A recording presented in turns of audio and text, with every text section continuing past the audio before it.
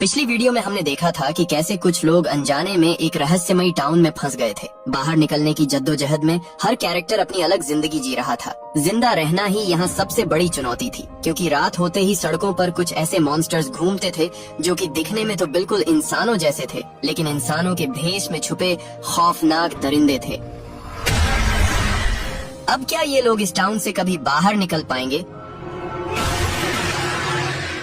तो कहानी की शुरुआत बॉयड को दिखाते हुए होती है। जादुई पेड़ के अंदर घुसते ही बॉयड चारों तरफ से बंद एक जगह पर फंस गया था। बॉयड लगातार सारा को पुकार रहा था, क्योंकि आखिरी बार वही उसके साथ थी, लेकिन ऊपर से किसी आदमी की आवाज सुनाई देती है। बॉयड उससे मदद मांगता है और आदमी एक रस्सी नीचे फेंक देता है। वहीं दूसरी तरफ हम टबिथा को देखते हैं, जो कि गड्ढा खोदती हुई नीचे गिर गई थी, और तभी उसके पास विक्टर आया था। दोनों मिलकर मॉन्स्टर्स की गुफा से बाहर निकलने का रास्ता ढूंढने लगते हैं। ये वही जगह थी जहां वो मॉन्स्टर्स सोते थे। आगे बढ़ते हुए विक्टर एक डॉल को देखता है, और उसे देखते ही विक्टर एक कोने में दुबक कर बैठ गया। अब विक्टर इस टाउन में बचपन से ही फंसा हुआ था, इसीलिए ये डॉल उसकी सबसे बुरी यादों में शामिल थी। लेकिन टैबिथा उसे हिम्मत रखने के लिए कहती है, क्योंकि आसपास बहुत सारे मॉन्स्टर्स सो रहे थे। इनकी जरा सी गलती की सजा सीधा मौत होगी। धीरे धीरे कदम बढ़ाते हुए दोनों एक ऐसी जगह पर पहुंच जाते हैं जहां जेल जैसे छोटे सेल बने हुए थे, और तभी एक बॉल बाहर आकर पत्थर के ढांचे को नीचे गिरा देती है। टैबिथा अंदर झांकने की कोशिश करती है, और तभी वहाँ पर उसे एक डरावनी बच्ची दिखाई देती है। डर के मारे टैबिथा आवाज कर देती है, जिससे सभी मॉन्स्टर्स नींद से जाग जाते हैं। गनीमत ये रही कि सही मौके पर टैबिथा को रास्ता मिल गया, और दोनों भागते हुए गुफाओं से बाहर निकल गए। वहीं टाउन के अंदर यात्रियों से भरी हुई एक बस पहुंची। बस के अंदर एक लड़का एल्जिन ड्राइवर को बस रोकने के लिए कह रहा था, जैसे वो इस टाउन के बारे में पहले से ही जानता है। लेकिन एक लड़की मैरियल उसे शांत करती है। वहीं जिम को अभी भी लग रहा था कि उसकी पत्नी टबिथा गड्ढे के अंदर ही फंसी हुई है, लेकिन टबिथा तो विक्टर के साथ बाहर निकल चुकी थी। अब जिम की मदद करने के लिए बारटेंडर टॉम और बस से दो लड़के आते हैं, और जब सभी मिलकर मलबे को हटा रहे थे, तभी सारा घर अचानक से उनके ऊपर गिर गया। खुशकिस्मती से किसी को भी गंभीर चोट नहीं आई, और एक लड़का रैंडल पहले ही बाहर निकल गया। अब जल्द ही सूरज ढलने वाला था, और इतनी जल्दी ये सभी मिलकर भी उन्हें बाहर नहीं निकाल सकते थे, इसलिए डोना इन्हें अच्छे से ढककर रात भर ऐसे ही छोड़ने के लिए कहती है। इसके बाद डोना सभी बस यात्रियों को टाउन के बारे में सब कुछ बता देती है कि रात होते ही कैसे यहाँ मॉन्स्टर्स घूमते हैं, लेकिन कोई भी उसकी बात पर यकीन नहीं करता, और सभी वापस से बस के अंदर चढ़ने की तैयारी करने लगते हैं। गुस्से में डोना अपनी गन निकालकर बस के टायर पंचर कर देती है। अब गोली चलते ही कुछ लोग इधर उधर भाग जाते हैं, और बचे हुए लोगों को डाइनर के अंदर भेज दिया जाता है। वहीं दूसरी तरफ बॉयड रस्सी की मदद से ऊपर चढ़ जाता है। ऊपर बॉयड को एक आदमी जंजीरों से बंधा हुआ मिलता है। हैरानी की बात ये थी कि अगर ये आदमी बंधा हुआ था तो रस्सी किसने फेंकी थी? बॉयड के हाथ में गन देखकर आदमी मौत की भीख मांगता है, क्योंकि वो कई सालों से बस ऐसे ही बंधा हुआ था। आदमी बताता है कि वो भी इस टाउन में फंस गया था, और बॉयड की तरह जादुई पेड़ से होता हुआ यहाँ पहुँच गया, लेकिन उसे यहाँ पर उन मॉन्स्टर्स से भी खतरनाक चीजें मिली, जिन्हें वो डीमंस कहता है। बॉयड उसकी बातों को नजरअंदाज करके जंजीरों को तोड़ने लगता है, और तभी यहाँ पर एक बॉक्स में गाना बजना शुरू हो जाता है। आदमी बॉयड को कहता है कि उसे यहाँ से भाग जाना चाहिए, क्योंकि गाने के रुकते ही वो डीमंस आ जाएंगे। लेकिन बॉयड ने बिना किसी की परवाह करे एक जंजीर को तोड़ दिया, और तभी गाना बंद हो गया। बॉयड देखता है कि आदमी के अंदर कुछ अजीब से कीड़े चल रहे थे, और तभी आदमी अचानक से बॉयड को घायल करके कहता है कि मेरा लहू अब तक तुम्हारा लहू हुआ। इसके बाद आदमी मर जाता है। बॉयड जैसे ही दरवाजे से बाहर निकला, वो अचानक से जंगल के बीच मौजूद खंडहरों में पहुंच गया। वहीं टबिथा और विक्टर अभी तक जंगल में ही फंसे हुए थे, और तभी इन्हें एक ट्रक दिखाई दिया। दोनों जल्दी से उसके अंदर छुप गए। बॉयड भी किसी तरह मॉन्स्टर्स से छुपता हुआ इनके ट्रक के पास पहुंच गया। जैसे ही ये दरवाजा बंद करने वाले थे, तभी यहाँ पर उसी बस का लड़का एल्जिन मॉन्स्टर्स से बचता हुआ आया। बॉयड उसे जल्दी से अंदर लेकर दरवाजे पर ताबीज को लटका देता है। इस ताबीज को अगर घर जा गाड़ी के अंदर दरवाजे पर रख दिया जाए तो वो मॉन्स्टर्स अंदर नहीं आते। वही टाउन के अंदर डोना के गोली चलाने से जो लोग इधर उधर भाग गए थे, वो अभी भी बाहर ही घूम रहे हैं, और तभी मॉन्स्टर्स यहाँ आकर उन्हें मार देते हैं। हालांकि फातिमा उन्हें छुपने के लिए कह रही थी। वही एक बूढ़ा कपल बस के अंदर छुपा हुआ था, और तभी यहाँ पर एक मॉन्स्टर आकर दोनों को मार देता है। इसी तरह बार के अंदर भी एक लड़का लड़की मॉन्स्टर्स की बात मानकर दरवाजा खोल देते हैं, और इसके बाद तो भगवान भी उन्हें नहीं बचा सकता। वही जिम और टॉम घर के नीचे चुपचाप बैठे थे क्योंकि ऊपर से लोगों के चिल्लाने की आवाज आ रही थी और तभी बस वाला लड़का भारी दबाव सहन न कर पाने की वजह से चिल्लाता हुआ मर जाता है। उसकी आवाज सुनकर एक मॉन्स्टर नीचे आ गया और टॉम पर टूट पड़ा। दर्द से चिल्लाते हुए टॉम की आवाज डाइनर में बैठे सभी लोग सुन रहे थे। जूली को अपने डैड की फिक्र होने लगी, लेकिन अभी हालात के आगे सभी बेबस थे। सुबह होने का इंतजार करने के अलावा उनके पास कोई रास्ता नहीं था। अब सुबह होते ही सभी टूटे हुए घर की तरफ भागते हैं। मॉन्स्टर्स ने टॉम को बुरी तरह से मार दिया था, लेकिन जिम किसी तरह बच जाता है। लोगों का ये भयानक मंजर देखकर बस के सभी यात्रियों को समझ आ जाता है कि वो सभी अब इस नर्क में फंस चुके हैं। वही बॉयड देखता है कि जो कीड़े उस आदमी के अंदर थे अब उसके अंदर ट्रांसफर हो चुके हैं। टाउन वापस आते ही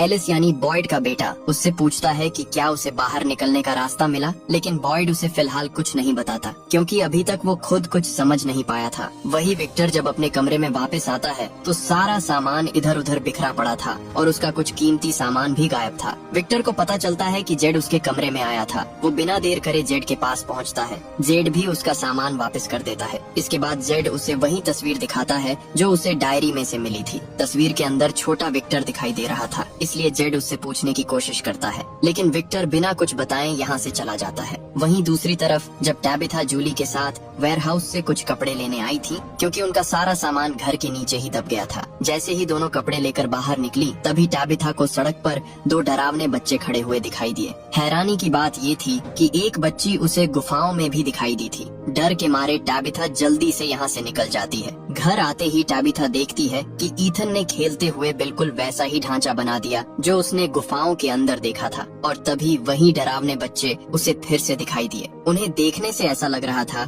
जैसे वो टैबिथा से मदद मांग रहे हैं, लेकिन टैबिथा ईथन को लेकर घर के अंदर भाग जाती है। वही केनी जब चर्च में कुछ ढूंढ रहा था तभी उसे बेसमेंट में सारा मिलती है। सारा जो कि बॉयड के साथ जंगल में गई थी और सभी ने उसे मरा हुआ मान लिया था और अचानक से वो केनी को यहाँ पर मिलती है। केनी जल्दी से बॉयड को बुलाकर लाता है। अब सारा की सच्चाई सिर्फ फादर खत्री और बॉयड को ही पता थी, इसलिए बॉयड सारा से अकेले में बात करना चाहता था ताकि केनी को ना पता चले कि उसके डैड की मौत सारा की वजह से ही हुई थी। केनी के जाते ही बॉयड सारा से पूछता है कि उसे पेड़ के अंदर धकेलने के बाद सारा खुद कहाँ चली गई थी। सारा बताती है कि वो भी उसी पेड़ के अंदर घुसी थी, लेकिन वो इस जगह पर टेलीपोर्ट हो गई। अब सारा ने ऐसे कांड किए थे कि अगर बॉयड उसे टाउन वालों के सामने ले गया तो उसे भी फ्रैंक की तरह बॉक्स में मरने के लिए छोड़ दिया जाएगा, लेकिन बॉयड ऐसा नहीं चाहता था। इसलिए बॉयड केनी को समझाने की कोशिश करता है क्योंकि सारा ही है जो इन्हें इस जगह से बाहर निकलने में मदद कर सकती है। बातें करते हुए बॉयड की तबीयत अचानक से खराब होने लगी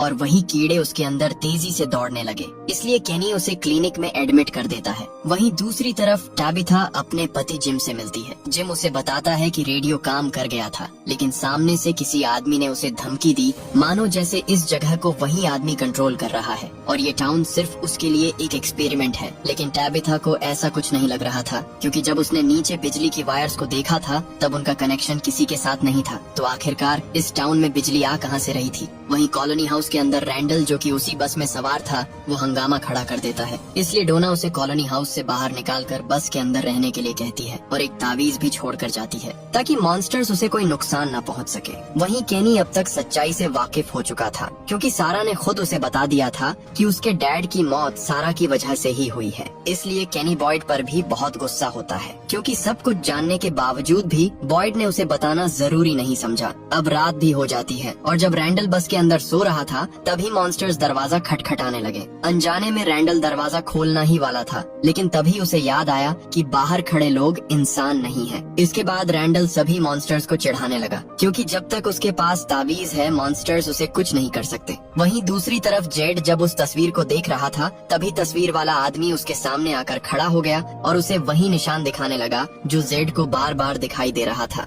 अगली सुबह केनी ने पूरे टाउन के लोगों को बता दिया कि सारा अभी भी जिंदा है, इसीलिए टैबिथा और जिम दोनों उससे मिलने के लिए चर्च पहुंचते हैं। टैबिथा सारा को धमकी देती है कि वो उसके परिवार से दूर रहे क्योंकि पिछले पार्ट में सारा ने टैबिथा के बेटे ईथन को मारने की कोशिश की थी। अब जिन्होंने पार्ट 1 देखा होगा उन्हें पता होगा कि क्यों सारा ने ईथन को मारना चाहा और ये लोग आखिर इस टाउन में कैसे फंस गए थे। वहीं अब सारा अपने पुराने घर में जाती है जहाँ वो पहले रहा करती थी। अब क्योंकि टाउन के सभी लोग उसकी सच्चाई जान चुके थे इसीलिए वो उससे काफी बुरा बर्ताव करते हैं और केनी तो उसका कीमती सामान भी तोड़ देता है। वही विक्टर जेड से मिलकर उसके सभी सवालों के जवाब देने के लिए तैयार था, लेकिन पहले वो उसे वायलिन बजाने के लिए कहता है और अपने साथ लेकर जंगल के बीच बहुत सारी गाड़ियों के पास ले आता है। विक्टर बताता है कि जब वो बचपन में मॉन्स्टर्स से काफी डरा होता था, तब उसकी मॉम इसी जगह पर वायलिन बजाकर उसे शांत करती थी। अब जेड उसके लिए वायलिन बजाता है और बाद में विक्टर बताता है कि तस्वीर वाले आदमी का नाम क्रिस्टोफर है। क्रिस्टोफर पहले लोगों को बहुत हंसाता था और जब उसे वो निशान दिखाई देने लगे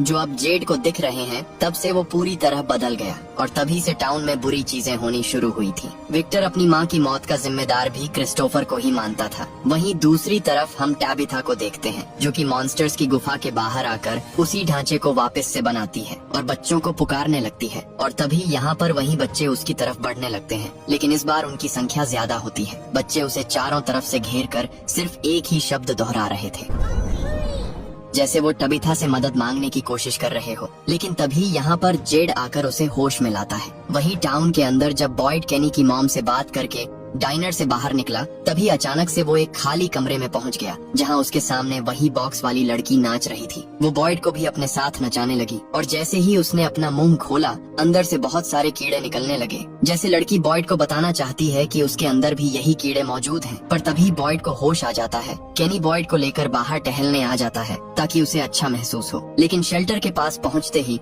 बॉयड को वही बॉक्स वापस से नजर आता है और वही लड़की इस बार शेल्टर के अंदर से निकलकर बाहर आती है। हैरानी की बात ये थी कि केनी को वो दिखाई नहीं दे रही थी। वहीं कॉलोनी हाउस के अंदर डोना सारी सब्जियों को स्टोर करने के लिए लेकर जा रही थी, क्योंकि पिछले तूफान के बाद इनकी ज्यादातर फसलें नष्ट हो चुकी थी। इसलिए वो कॉलोनी हाउस की सारी जिम्मेदारी एलिस और फातिमा पर छोड़कर चली जाती है। वही बॉयड की हालत खराब होते देख केनी उसे क्लिनिक लेकर चला जाता है। अब रात भी हो चुकी थी और जब बॉयड अकेला बैठा था, तभी उसे वही बॉक्स एक बार फिर दिखाई दिया, लेकिन इस बार वही लड़की उसे मारने की कोशिश करती है और तभी यहाँ पर मरियल आकर उसे होश में लाती है। वही कॉलोनी हाउस के अंदर खाने की कमी को लेकर झगड़ा हो जाता है और जब एलिस सबको शांत करने की कोशिश कर रहा था, तभी एक आदमी ने उसके पेट में चाकू मार दिया। अब घाव गहरा होने की वजह से एलिस का बहुत खून बह जाता है और उसे सांस लेने में भी दिक्कत हो रही थी। अगर जल्द ही उसे क्लिनिक लेकर नहीं जाया गया तो एलिस की मौत भी हो सकती है। इसलिए एल्जिन हिम्मत दिखाता हुआ मॉन्स्टर्स के बीच से एक वैन को लेकर दरवाजे के बाहर आता है। मॉन्स्टर्स के इन तक पहुंचने से पहले ये जल्दी से वैन के अंदर बैठकर निकल लेते हैं। अब क्लिनिक पहुंचते ही क्रिस्टी जल्दी से एलिस का इलाज करती है। क्रिस्टी बताती है कि खून ज्यादा बह जाने की वजह से उसके ऑर्गन्स फेल हो सकते हैं, इसलिए इनमें से किसी को अपना खून एलिस को देना होगा। अब यहाँ पर ओ नेगेटिव ब्लड सिर्फ बॉयड के पास था, लेकिन बॉयड खून देने से मना कर देता है। उसे डर था कि जो कीड़े उसके अंदर मौजूद हैं, खून देने से वो एलिस के अंदर चले जाएंगे। अब यहाँ पर बॉयड कुछ सोचता हुआ क्लिनिक से बाहर निकल गया और मॉन्स्टर्स को अपनी तरफ बुलाने लगा, जिससे बहुत सारे मॉन्स्टर्स बॉयड को चारों तरफ से घेर लेते हैं। अब बॉयड अपने प्लान को अंजाम में लाता है। वो एक कट अपने हाथ पर लगाकर दूसरा कट स्माइली मॉन्स्टर के गले पर लगाता है और हाथ रखकर कहता है कि मेरा खून अब तेरा खून है हरामजादे। इसके बाद बॉयड के सारे कीड़े मॉन्स्टर के अंदर चले जाते हैं, जिससे मॉन्स्टर मौके पर ही तड़पता हुआ मर जाता है। इसके बाद बॉयड एलिस को खून देकर उसकी जान भी बचा लेता है। वही फातिमा क्रिस्टी से अपना चेकअप करवाती है और क्रिस्टी उसे बताती है कि वो प्रेग्नेंट है, लेकिन खुश होने की बजाय फातिमा परेशान हो जाती है। अगली सुबह होते ही सभी मॉन्स्टर को देखने बाहर आते हैं। ये टाउन में पहली बार हुआ था कि किसी इंसान ने एक मॉन्स्टर को मारा है। अब इनके अंदर मॉन्स्टर्स के बारे में जानने की जिज्ञासा होने लगी, इसलिए ये उसे एक चादर में लपेटकर क्लिनिक के अंदर ले जाते हैं। अब पोस्टमार्टम करने पर इन्हें पता चलता है कि ये मॉन्स्टर भी एक इंसान ही है, लेकिन इसके अंदर खून पूरी तरह सूख चुका है और तभी इन्हें मॉन्स्टर की बॉडी के अंदर से एक पीले रंग का लिक्विड मिल जाता है। बॉयड उसे एक बोतल के अंदर इकट्ठा कर लेता है। उसे लग रहा था कि शायद इस लिक्विड की मदद से वो बाकी मॉन्स्टर्स को मार सकते हैं। इसकी काफी देर बाद जब मरियल क्लिनिक में अकेली थी, तभी वो देखती है कि मॉन्स्टर अपनी जगह पर नहीं है। वो जल्दी से भागकर बॉयड को बताती है और तभी उसे वही बॉक्स नजर आता है जो बॉयड को दिखाई दे रहा था, लेकिन अचानक से उसकी आंख खुल जाती है और ये सब उसका एक सपना था। वहीं दूसरी तरफ टैबिथा जेड से मिलती है और दोनों एक दूसरे को बताते हैं कि कैसे उन्हें अजीब चीजें नजर आती हैं, जैसे जेड को वो निशान और मरे हुए लोग दिखाई देते हैं। वही टाबिथा को डरावने बच्चे बार बार दिखाई दे रहे हैं। इसके बाद टाबिथा जेड के निशानों को देखकर बताती है कि उसने यही निशान गुफाओं के अंदर देखे थे जहाँ पर वो मॉन्स्टर्स सोते हैं। वहीं दूसरी तरफ एल्जिन जब जूली से बातें कर रहा था तब वो बताता है कि उसे ये टाउन सपनों में दिखाई देता था। अब हमें पता चलता है कि पहली बार टाउन के अंदर आने पर एल्जिन इसीलिए घबरा गया था क्योंकि उसे इस जगह के बारे में पहले से ही मालूम था। एल्जिन बताता है कि कोई ऐसी जगह यहाँ पर मौजूद है जो उसे अभी याद नहीं आ रही। जूली उसे एक सुझाव देती है और बाथटब के अंदर लेटकर याद करने के लिए कहती है। वही विक्टर ईथन के साथ मौसम का अनुमान लगा रहा था। विक्टर बताता है कि 40 साल में ये पहली बार हुआ है कि इस जगह का मौसम चेंज हो रहा है। इसका सीधा मतलब है कि टाउन में कुछ बहुत ही बुरा होने वाला है। इसके बाद हम रात में देखते हैं कि एल्जिन जूली की बात मानकर बाथटब के अंदर लेट जाता है और तभी उसे भी वहीं बॉक्स दिखाई देता है और अगले ही पल एक डरावनी चुड़ैल उसे पानी के अंदर डुबोने लगती है। लेकिन ये सब उसका एक सपना था। अब अगले दिन हम केनी को देखते हैं जिसके सेल फोन पर किसी का कॉल आ रहा था। डरता हुआ केनी जब कॉल रिसीव करता है तो आगे से एक आदमी पहेलियां में कुछ बोल रहा था। वो कहता है कि वो लोग आ चुके हैं और 3 लोगों को अपने साथ लेकर जाएंगे। अगर उन्हें बचाना चाहते हो तो गाने को बंद करना होगा। इसके बाद केनी को भी वही बॉक्स दिखाई देता है और एक मक्खी उसे काट लेती है। लेकिन अगले ही पल उसकी मॉम उसे जगाती है क्योंकि वो भी एक सपना देख रहा था। लेकिन हैरानी की बात ये थी कि सपने में काटने के बावजूद भी मक्खी का निशान असल जिंदगी में दिखाई दे रहा था। अब यहाँ पर उस आदमी की बात सच हो रही थी क्योंकि उसने बताया था कि इस जगह पर मॉन्स्टर्स से भी खतरनाक चीजें मौजूद है जो आपको सपनों में भी जीने नहीं देती। वही जिम रैंडल के साथ मिलकर एक प्लान बनाता है। वो दोनों पूरी रात जिम की आरवी में बिताने वाले थे क्योंकि रैंडल को शक था कि ये सब जो कुछ भी टाउन में हो रहा है इसके पीछे बॉयड और डोना का हाथ है। हालांकि कि जिम को ऐसा नहीं लगता, लेकिन फिर भी वो रैंडल को शाम को आरवी के पास मिलने के लिए कहता है। वही विक्टर टाबिथा को अपने साथ लेकर उसी गाड़ियों वाली जगह पर आया था। अब पिछले पार्ट में हमने देखा था कि विक्टर को भूलने की बीमारी थी, इसलिए वो चीजों को याद रखने के लिए उनकी पेंटिंग बना लिया करता था। और यहीं पर जब वो अपनी पुरानी तस्वीरों को देखता है तो उसे याद आता है कि उसकी मॉम ने उसे और उसकी बहन को शेल्टर के अंदर रहने के लिए कहकर खुद बाहर चली गई थी। लेकिन उसकी बहन भी अपनी माँ के पीछे चली जाती है और विक्टर अकेला ही शेल्टर के अंदर सुबह होने का इंतजार करने लगता है। टाबिथा एक टावर की तस्वीर दिखाकर विक्टर से पूछती है। विक्टर बताता है कि शेल्टर से निकलने के बाद उसकी माँ इसी टावर के अंदर जाने वाली थी क्योंकि उसे भी वही बच्चे दिखाई दे रहे थे जो कि टाबिथा को दिखाई देते हैं। और अब टाबिथा को समझ आता है कि वो बच्चे उससे मदद मांग रहे हैं जैसे कि वो विक्टर की माँ मिरांडा से मांगते थे। और अगर टाबिथा को उनकी मदद करनी है तो उसे भी इस टावर में जाना होगा। अब ये वही टावर था जिसे पिछले पार्ट में बॉयड और सारा ने जंगल के बीच देखा था। वहीं क्लिनिक के अंदर बॉयड देखता है कि मॉन्स्टर की डेड बॉडी से बहुत सारे कीड़े निकल रहे हैं और ये वही कीड़े थे जो केनी को सपने में दिखाई दिए थे। अब डोना भी यहाँ पर आ जाती है और वो जल्दी से डेड बॉडी को जलाने के लिए कहती है। अब जब ये डेड बॉडी को लेकर जाने की तैयारी कर रहे थे तभी रैंडल चुपके से इन्हें देख लेता है। रैंडल को तो पहले से ही इन पर शक था और अब उसका शक यकीन में बदल जाता है। अब शाम होते ही जिम आरवी के पास पहुँच जाता है और तभी वो देखता है कि रैंडल ने डोना को पेड़ से बांध रखा है। वही टाउन के अंदर जब बॉयड और केनी डेड बॉडी को जलाकर वापस आ रहे थे तभी एक आदमी खून से लथपथ अपने घर से बाहर निकला। घर के अंदर जाकर देखने पर पता चला कि उसकी पत्नी को किसी ने बुरी तरह मार दिया था। आदमी बताता है कि वो सो रही थी और अचानक से नींद में कुछ बड़बड़ाती हुए बुरी तरह फट गई। दरअसल औरत ने नींद में उसी पहेली को बोला था जो कि केनी को उसी सेल फोन पर सुनाई दी थी कि वो आ रहे हैं और अपने साथ 3 लोगों को लेकर जाएंगे। अगर उन्हें रोकना है तो म्यूजिक को बंद करो। अब यहाँ शायद उसी जगह की बात हो रही है जहाँ बॉयड उस आदमी से मिला था और उसने आदमी के अलावा वहाँ पर 2 और लोगों के कंकाल देखे थे। मतलब टोटल 3 लोग हुआ करते थे वहाँ पर कभी। लेकिन अब वो जगह बिल्कुल खाली है, इसलिए शायद वो डीमंस यहाँ से 3 लोगों को लेकर जाना चाहते हैं। अब बॉयड सभी टाउन वालों को आगाह करने के लिए कहता है कि आज रात कोई भी सोएगा नहीं क्योंकि ये डीमंस नींद में शिकार करते हैं। जूली बताती है कि उसके डैड आरवी में है, इसलिए बॉयड उन्हें वहाँ पर जाकर बता दे। अब जल्द ही रात होने वाली थी और हम देखते हैं कि वहीं कीड़े उड़ते हुए कॉलोनी हाउस की तरफ बढ़ रहे हैं। वही जंगल के अंदर जिम डोना को ऐसे बांध कर नहीं रखना चाहता था, इसलिए रैंडल और जिम के बीच लड़ाई होने लगती है। लेकिन तभी यहाँ पर बॉयड आकर रैंडल को बंदूक की नोक पर ले लेता है। थोड़ी देर में अंधेरा होने वाला था, इसलिए बॉयड सभी को वैन के अंदर बैठने के लिए कहता है। लेकिन वैन की चाबी रैंडल के पास थी और वो उसे जंगल में फेंक देता है। खुशकिस्मती से इनके पास तावीज था, इसलिए अब इन्हें पूरी रात आरवी के अंदर ही बितानी होगी। वहीं कॉलोनी हाउस के अंदर एलिस को फातिमा और अपने बच्चे की फिक्र हो रही थी, लेकिन क्रिस्टी उसे शांत रहने के लिए कहती है। दरअसल फातिमा कभी माँ नहीं बन सकती थी, लेकिन अब अचानक से वो प्रेग्नेंट हो गई। ये बात थोड़ी हैरान करने वाली थी। वही वैन के अंदर बॉयड कुछ गोलियों पर वही लिक्विड लगा रहा था जो उसने मॉन्स्टर की बॉडी से निकाला था। बॉयड देखना चाहता था कि क्या इस लिक्विड से बाकी मॉन्स्टर्स को मारा जा सकता है। अब मॉन्स्टर्स भी इनकी तरफ बढ़ने लगते हैं, लेकिन तभी ये लोग देखते हैं कि सभी मॉन्स्टर्स इनसे कुछ दूरी पर खड़े हो गए हैं। ये काफी हैरानी की बात थी, क्योंकि अक्सर मॉन्स्टर्स ऐसा कभी नहीं करते थे। और तभी रेडियो पर वही म्यूजिक बजना चालू हो जाता है जो बॉयड को उस बॉक्स के अंदर सुनाई देता था। बॉयड बताता है कि म्यूजिक के बंद होने से पहले उन्हें इस जगह से बाहर निकलना होगा, नहीं तो कुछ बहुत ही बुरा होने वाला है।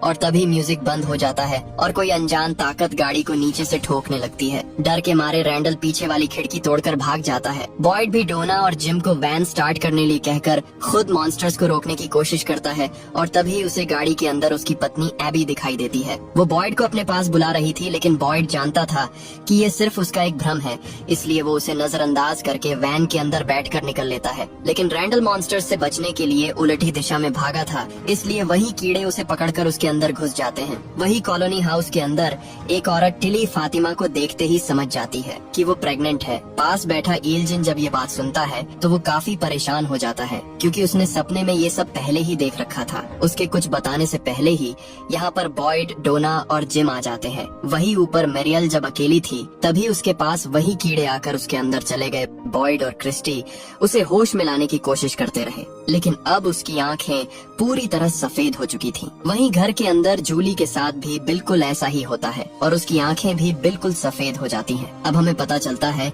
कि 3 लोग यानी कि रैंडल, मरियल और जूली को वो ले गए। अब अगली सुबह डोना कुछ लोगों के साथ रैंडल को ढूंढकर वापस टाउन ले जाती है। वही बॉयड सारा को अपने साथ लेकर उसी जगह पर आता है जहां वो आदमी उसे बंधा हुआ मिला था। खंडहरों के अंदर जाते ही सारा को आवाजें सुनाई देने लगी। सारा बताती है कि जूली, रैंडल और मरियल तीनों मर रहे हैं। अगर उन्हें बचाना है तो बॉयड को म्यूजिक बंद करना होगा। सारा उसे बताती है कि म्यूजिक बॉक्स यहीं पर है, वो उसे सुन सकती है, लेकिन इन्हें कुछ दिखाई नहीं देता। वहीं दूसरी तरफ टैबिथा अब उस टावर में जाना चाहती थी। उसे लग रहा था कि अगर वो उन बच्चों की मदद कर दे तो शायद वो सभी इस टाउन से आजाद हो जाएंगे, और क्या पता जूली भी इससे सही हो जाएगी। टैबिथा बिना देर करे विक्टर से टावर का रास्ता पूछती है, पर विक्टर को भी टावर तक जाने का रास्ता नहीं पता, लेकिन उसे वो पेड़ याद था जिससे उसकी माँ टावर तक जाने वाली थी। विक्टर टैबिथा को साथ लेकर उस पेड़ के पास पहुँच जाता है। जाने से पहले विक्टर उसे अपना लंच बॉक्स देता है जिसके अंदर वो कुछ खाने की सामान लाया था। इसके बाद पेड़ के अंदर घुसते ही टैबिथा जंगल के गहरे हिस्से में पहुँच गई और उसके सामने वही टावर मौजूद था। वहीं दूसरी तरफ हम जेड को देखते हैं